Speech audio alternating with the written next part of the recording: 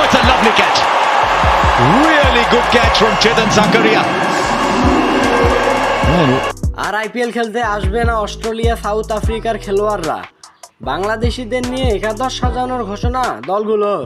দর্শক, 9 দিনের বিরতির পর 17 মে থেকে শুরু হতে চলেছে আইপিএল, কিন্তু সেখানে কি সব বিদেশিকে পাওয়া যাবে সেটা নিয়ে সংশয় বাড়ছে।